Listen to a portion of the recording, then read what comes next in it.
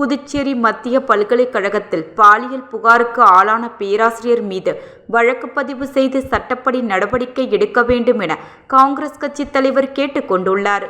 இது தொடர்பாக காங்கிரஸ் அலுவலகத்தில் செய்தியாளர்களை சந்தித்த அவர், நாட்டில் தகவல் அறியும் உரிமை சட்டம் இயற்றப்பட்டு 20 ஆண்டுகள் நிறைவடைந்து 21ஆம் ஆண்டில் அடியெடுத்து வைக்கின்றோம்.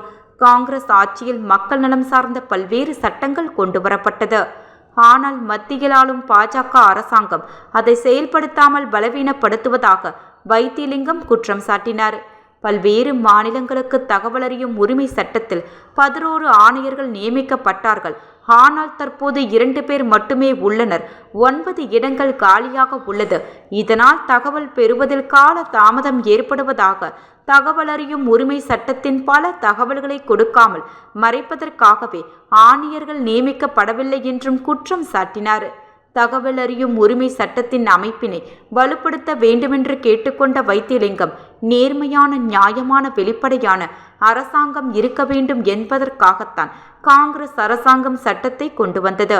ஆனால் தற்போது பாஜக அரசாங்கம் தகவல் தருவதையே மறுத்து வருகிறது என்றார்.